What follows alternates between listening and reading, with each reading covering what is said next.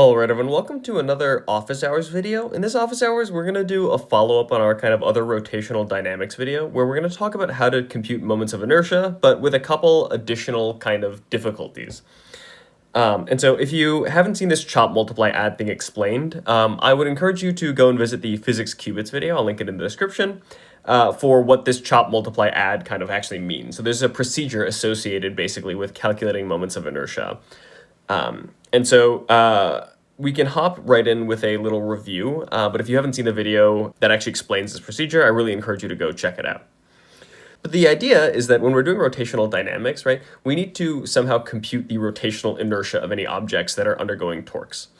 Sometimes these objects may be funny shaped. So for example, imagine we have kind of this goofy potato shape here, right? And we need to know how it responds to torques in the form of its moment of inertia I total, okay?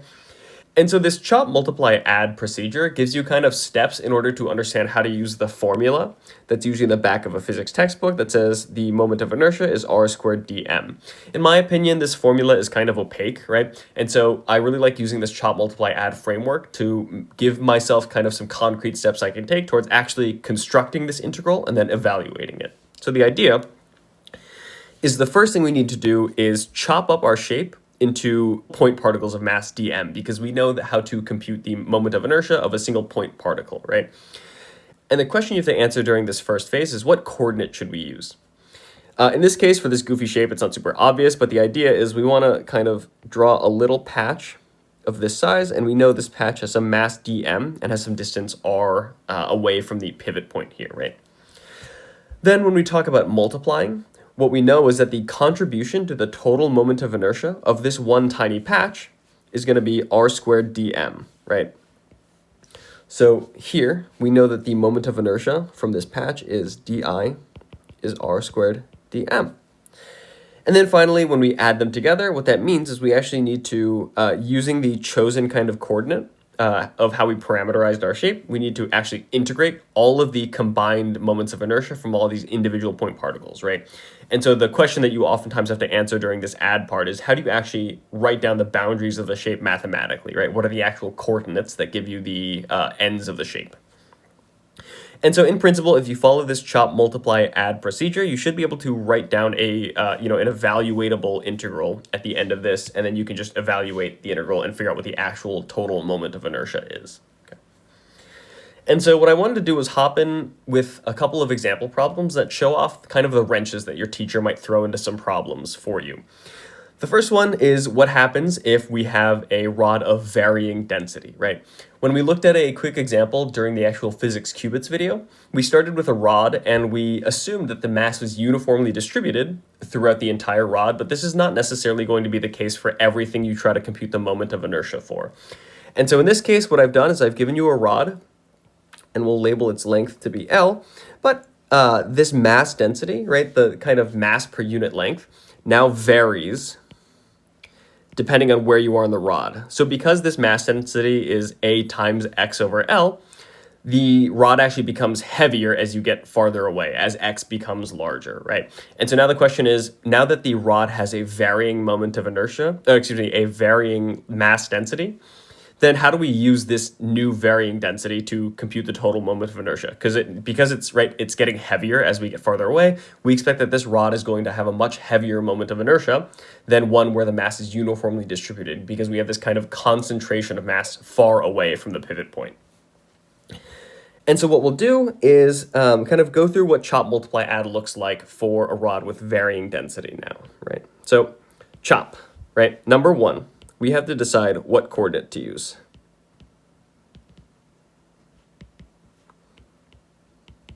And so because this is still a one-dimensional object, we only have one coordinate, right, left to right, we can use the x coordinate to describe the position of any random slice here. So remember, the way that we're going to chop this object up is in slices that are some distance away from the pivot point, which we'll label with an x.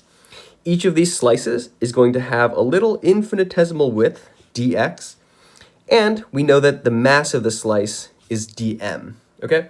So the coordinates we're going to use are x, to describe how far from the pivot point we are, and dx, the width of each slice. Okay, now we do the multiply part. So for multiply, what we're doing is we're actually constructing the r squared dm thing, right? And we need to rewrite the contribution of this little slice that we've highlighted to the total moment of inertia using our chosen coordinates, using x and dx. So the nice thing is this r squared, right, represents the distance from the pivot. Okay, and in that case, we know that's just x squared, right? If we look at our little diagram above, we can tell very quickly that the distance of this little red slice we've highlighted is just distance x away from our pivot point, by definition. This guy is the mass of the slice. And like we saw in the physics qubit, it's usually most convenient to write dm, okay, in terms of the density and the width of the slice. So we can draw a little kind of reminder here that dm is for straight lines. This is going to be lambda times dx. Or if we have like an area, this might be something like an area density, sigma, times dA, okay, times a differential area. But in this case, because we have a linear object, it just goes left to right, we can stick with this thing, okay? The wrench here is that now lambda is no longer constant, right? We know that depending on where we are in our integral, the value of lambda inside the integrand takes on a different value. If we're really close, like looking at a slice on the left-hand side of the rod, this is going to be a much lighter slice than a slice on the right-hand side of the rod, because we know that the rod is going to be heavier towards the end, okay? So what that means is for a varying density object, instead of these being constants, okay, for uniformly distributed objects, we now will have to write dm as a function lambda of x times dx. In other words, we can show that the density changes by making lambda vary as x varies, okay? Oftentimes the problem will just tell you what the density function is. Sometimes, I can think of maybe a couple heinous problems where they'll make you, write, figure out what the density function is. But in this case, they just hand us the density function. And so we know that lambda as a function of x is just ax over L. And so the total mass of this slice is then just the density times the width, right? And so in this way, we can substitute this dm into our kind of multiply section. So now we have r squared times dm, but we've written dm in terms of x here, right? And now we know that this guy here is the mass of the particular slice that we've highlighted kind of in the middle of this rod, okay? And so one thing you want to inspect here is just to make sure this is an integrand that you can actually evaluate, right? And so we know that because this rod goes from 0 to L, this is going to be a dx integral with our bounds going from 0 to L. And so what we want to check to make sure is that there's no unknowns that aren't just x or dx. And so if I inspect this guy here, here's my x, here's another x, here's dx, right? And we should expect everything else in this expression should just be a known constant. And in this case, the only other things that show up are this a and this L, which are represented in our density functions. And so we can assume that we've been kind of given these constants by the problem. Okay, so that's really good. That means our integrand is ready to go. And the last step that we have to do is actually just to evaluate the integral. And so now we can write down our full integral, r squared dm, and kind of make our substitutions. So we know that the entire shape goes from left to right, from 0 to L, right? So we know that because we're doing a dx integral, we want to run x from 0 all the way up to L, the left end of the rod to the right end of the rod. We also know the integrand is now x squared, because x represents the distance from our pivot point, right? So that corresponds with this kind of r here. And the mass of the slice that we've highlighted, dm, is really just ax over L dx. And like we inspected before, this integrand is now just totally doable. The only variable here is x, right? So stepping through the kind of integration, I'm not going to spend too much time talking about the details here. If you have any questions, you can leave those in the comments section, and we can talk about how to actually do the calculus part to integrate. I'm just going to kind of speed through this. So the first thing we're going to do is pull out the constants from our integral, just to leave it in terms of only things that we actually have to integrate over. And so this becomes the a over L times the integral from 0 to L of x cubed dx. We know the antiderivative of x cubed should be 1 over 4 times x to the fourth, evaluated between our boundaries, which are 0 and L. If I substitute 0 in, right, everything vanishes. So the only boundary that matters is this kind of top boundary L. And so the final expression becomes a over L times 1/4 times L to the fourth, okay?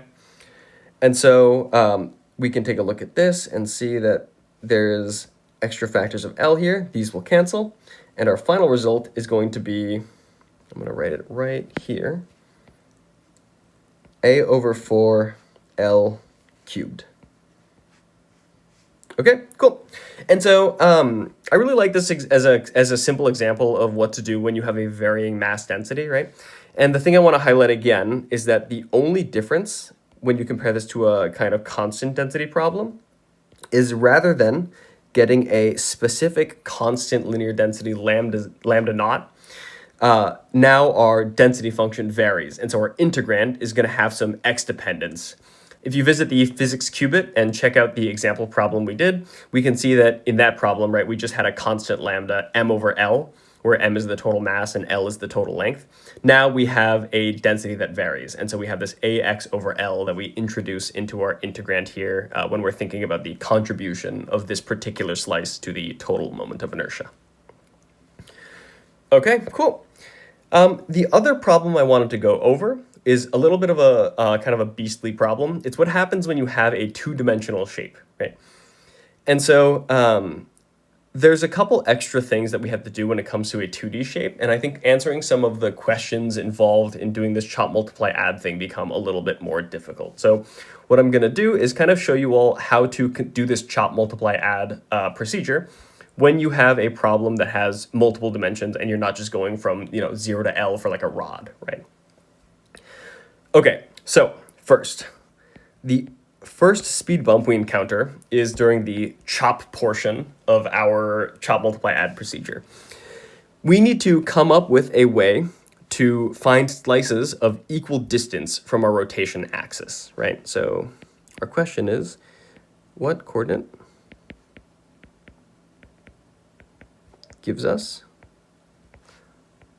slices of equal distance with respect to WRT, the pivot? Okay, in this case, because our pivot is this, I should explain the problem too. What we have here is a little triangle shape. So this is like a flag, for example, right? Like one of those little college flags that's on a bar here. And so our pivot point is going to be this vertical axis here. Okay. And we want to compute the moment of inertia of this pennant as it rotates about the vertical kind of bar here on the left. So it might like wave back and forth. And so what we want to do is compute how hard this pennant is going to be to rotate around that vertical bar by computing its moment of inertia. And so the question we want to figure out is, how do we slice this object up so that each slice has a constant distance from the axis? Well, the axis is vertical, right? And so we might think that slices vertically work, right? If I inspect this slice here, I'm going to make it a little wider even so we can label some stuff. This slice has some width dx, right? And if we look at it, every single part of this slice is the same distance away from my vertical axis. And so what that means is this is a convenient way to parameterize our object. We can talk about the distance of this slice horizontally as x and the width of it as dx, right? The other thing we want to label here is that because this is now an area, right, not only the width matters, the total height of this slice matters as well. And so we need to figure out how to talk about the total height, which we'll label kind of y like this, okay? And so the answer to our chop question, at least I'll write down, is we want to parameterize this in terms of the horizontal distance x and dx, because each of these slices has equal length to the vertical axis that we're rotating about, okay? So now, this part is the really annoying part. We need to figure out how to do the multiply portion of this method. And so in other words, we need to construct r squared times dm just in terms of our chosen coordinates x and dx, right? And so, like we mentioned before, the r here is the distance from our rotational axis. Our rotational axis is just the vertical axis again. And so like we see labeled on the diagram to the left, the r squared is just going to be x squared. It's going to be the distance of this entire slice, which is just the coordinate x, okay? The hard part is this dm thing, okay?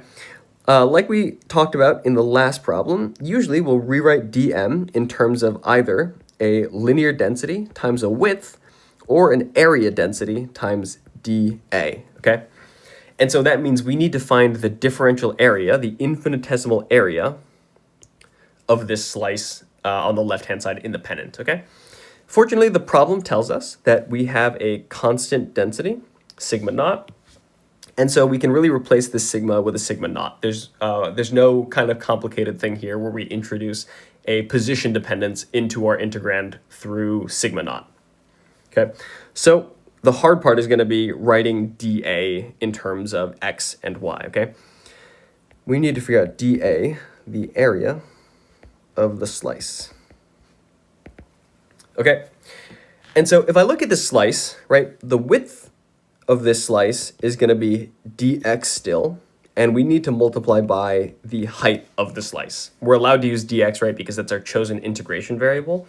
The problem is the height of the slice changes depending on where we are. And so we should expect this part to have some position dependence on kind of where horizontally we are in the pennant. There's a couple ways that you can do this.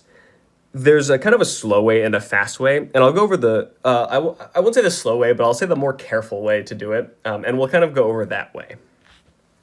So when we're doing the careful way, one thing that can be really useful for problems like this, where you have like a shape with straight lines, is you can just write the y equals mx plus b equations for y plus and y minus, the kind of upper and lower bounds of our shape. And so we know that y plus is going to have some equation y equals mx plus b, right? Where m is the slope, okay? And b is the y-intercept. And our goal is going to be just to write down the equation of this line and then use the equations for y plus and y minus to figure out what the height is as a function of x, okay?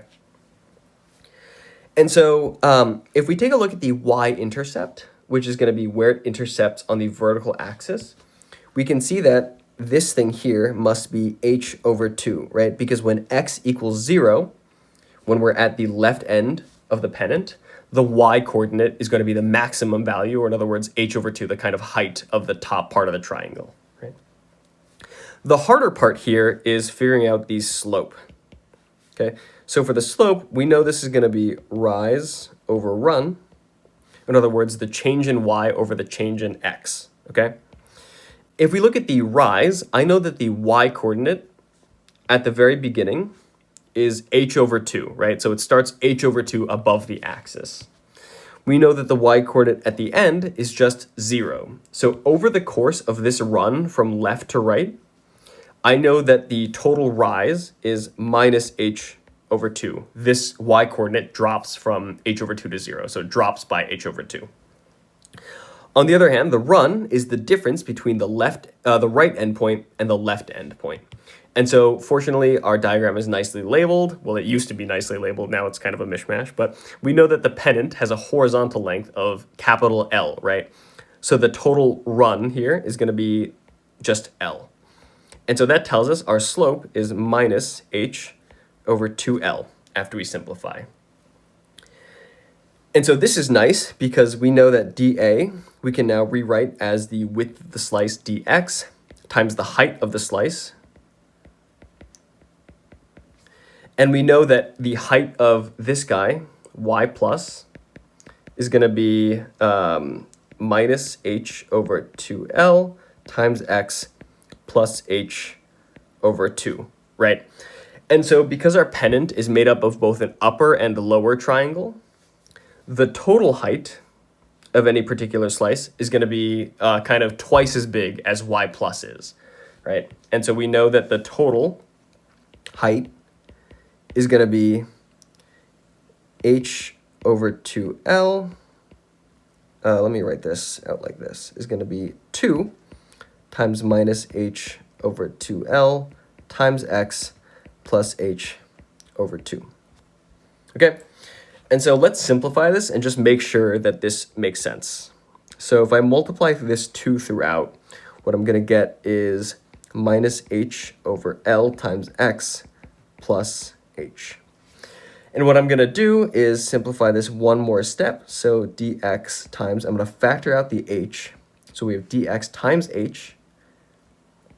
And then we have 1 minus x over L like this. And what I've done is, because the minus sign is first, right, I just switched these guys here in the order that I write them, just to make sure I have a positive number first, because I think that's a little prettier to look at. Okay, and so what we want to do at this point is inspect our height function to make sure it makes sense, right? So if I take a look at my height function here on the right-hand side, okay, if I plug in x equals 0, I should expect to get the full height of my pennant. In other words, if I start at the left end, right, I know that my whole pennant has a height of h, and so when I plug in x equals 0, I should get h, right? So if I plug in x equals 0, this thing turns out to be 0 because we have 0 over L, right? And so on the inside of these square braces here, we just have h times 1. And so we do indeed get a total height of h for the pennant on the left-hand side. The other boundary we want to check is to make sure that when we get all the way to the other end of the pennant now has a height of 0, right? So when I plug in at this point, when x equals L, okay, let's see what we get for the height of the pennant. So if I plug in x equals L here, then I have the total quantity, h times 1 minus L over L, okay? If L over L is 1, then I have 1 minus 1 inside my square braces, which evaluates to 0, okay? And then my total height is just h times 0, which is 0, which is what we expected, right? We want to make sure that our boundaries, or our height function, tell us that when we get to the right end of the pennant no longer has any height. So we're good here, and we're pretty confident that this is the correct height function for our object. Okay, great. So I'm going to put a box around this.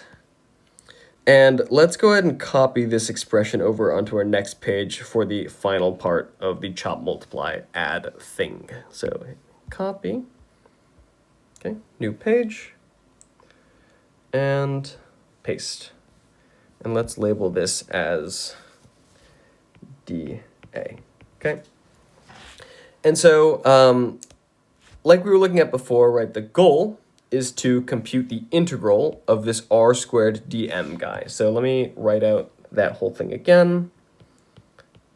And this is step 3, kind of putting things together and actually evaluating the integral, okay?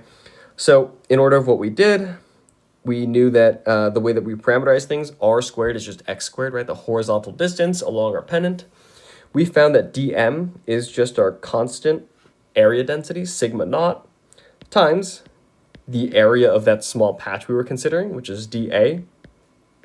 And substituting this new expression for dA, thinking about it as the width of the object, dx, times the height of the pennant at a particular x coordinate, which turned out to be h times 1 minus x over L. Okay. Now we have a full expression of the moment of inertia as an integral in terms of just x's, which is our chosen integration variable, right? And otherwise, only constants the problem gives us. For example, sigma naught h and this capital L for the length of the pennant, okay? And so now we can just go through and integrate this expression. For those of you who just wanted to look at the setup, this is probably, you don't have to watch the rest of this video. I'm just gonna be doing the integral. But for those of you who want to see this integral worked out, feel free to stick around and we can kind of do this together. And so what I need to add here is that our bounds for the integral go from 0 to L, right? Because we're integrating along the left end of the pennant to the right end of the pennant from 0 to L, okay? And I can simplify this a bit. So let's start on the second line here. And what I'm going to do again is pull out all of my constants. So the sigma naught and the h can come out to the front. And we're left with this integral from 0 to L of x squared times 1 minus x over L times dx. Okay? If I can take a look at this expression and see that there's no obvious way to integrate it as is. So what I'm going to do is recognize that I could distribute this x and kind of FOIL out this expression and just do two separate integrals because they're separated by a minus sign, right? So I have sigma naught times h from the integral times the integral from 0 to L of, and FOILing these out, I'm going to get x squared times 1, or in other words, x squared, minus the second term, which is going to be x cubed over L, this whole thing times dx, okay? If I take a look at these two expressions, I can see that when I integrate, right, I can just integrate these terms separately because they're separated by a minus sign. So when I integrate this first guy, I'm going to get 1/3 x cubed. When I integrate the second term here, which is x cubed over L, I'm going to have my minus sign. And this is going to be x to the 4th over 4L. Okay? Let me even rewrite this guy to be x cubed over 3 so that these fractions look like each other.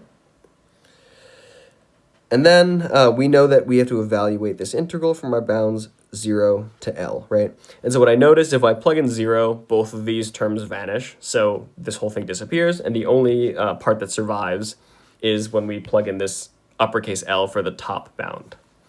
And so this is just sigma naught times h times L cubed over 3 minus L to the 4th over 4L. Simplifying this one more time, this is sigma naught times h times L cubed over 3 minus L cubed over 4. And so if I simplify this again and actually combine these fractions, right, I can put them over a common denominator of 12. And this is going to be 4L cubed minus 3L cubed over 12, which when fully simplified ends up being just sigma naught times h times L cubed over 12. Okay. If you have any questions at any point, by the way, about any of the algebraic steps, I know that I'm doing this super fast because I just want to get to the result and then talk about the kind of chop, multiply, add, physicsy part of the problem. But I'm happy to answer any questions about algebra we did throughout as well. So even, any of the basic stuff like combining these fractions or whatever, please don't feel worried if you have to ask about that. I'm happy to talk about that in the comment section below. But okay, and we can see here, right, now we have a total moment of inertia that only depends on parameters the problem gave us. We know sigma naught, we know the height of the pennant from our problem setup, right? We know it's h, and we know that the total length of the pennant is L. And so now we have successfully computed the total moment of inertia of this pennant, even though it's this kind of goofy triangle shape, okay?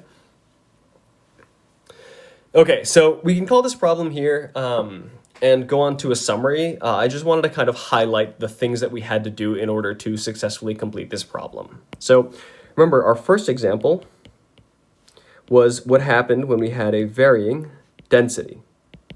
And remember, we had a rod here, right, where the density, lambda of x, was different depending on what part of the rod you were at, where this whole thing is kind of length L, okay?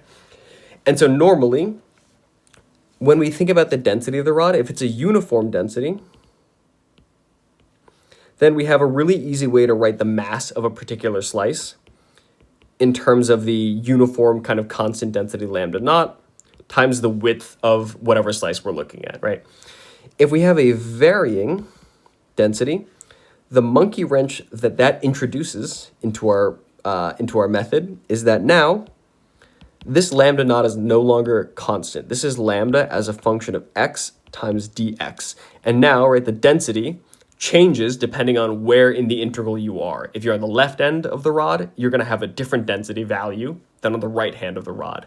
And that's going to be reflected by the fact that your integral now has something that depends on x inside of it as the integrand, okay?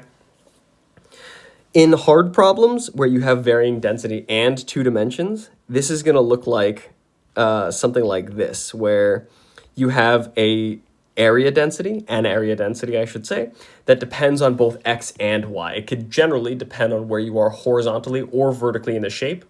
This is a pretty heinous problem, okay? So I wouldn't expect this to be on like an exam unless you're taking a really, really hard physics course. But in that case, for those of you who have taken, like vector calculus and are comfortable with like double and triple integrals, this is our new area thing, right? The area of any patch is going to be dx times dy. And then as you integrate, basically what will happen is you'll have both x and y dependence inside the density. And so your integral will have both x and y dependence as you as you calculate the contributions of each individual varying density patch to the total moment of inertia, okay? But the thing I want to point out is basically don't get scared. The only thing that's different is that now you have some x dependence in your density instead of this nice, convenient, constant density thing here. Okay, the other problem we did was a 2D moment of inertia, right? For a 2-dimensional shape, the goofy thing that happens is instead of thinking of your dm, right, as like a width of a slice times the density. So here we have lambda, we have dm equal to the density of that little kind of chunk times the width of the little chunk. Now we're thinking about an entire slice that has some area, okay? And this whole thing has area, dA, and the small contribution to the mass is going to be dm is sigma times dA, okay? The integrand now basically has an x and a y involved. And what you want to do generally is write this as the vertical distance or horizontal, depending on, if your system is, if your rotational axis is either vertical or horizontal or whatever. You have to be careful about this, right? But you want to rewrite the differential area as the height of the slice times the width of the slice dx, okay? And the difficulty is for goofy shapes, sometimes this y is not a constant. And so you'll introduce more x dependence when you try to write down the function that describes the height of each individual slice based on where in the shape you are, okay? So basically, we're going to have sigma times dA, and this usually boils down to sigma times some height times dx. Or more generally, if you're happy with this notation, this can be dx times dy, and you can try to set up a double integral over the bounds of your shape, okay? Okay, cool. So that was kind of long, and I know I went really fast through some of these problems, but I just kind of wanted to showcase how this chop, multiply, add scheme works when you have some slightly harder variations of these calculations where you have these kind of funny shapes or funny density functions. And so if you have any questions, please, please, please do not be afraid to put those in the comment section below. This is a no judgment zone, and I'm happy to explain any part of any of this to anyone, okay? And finally, don't forget to like and subscribe for more free physics problem-solving tips and tricks just like these. This has been Physics Tutoring Quantized.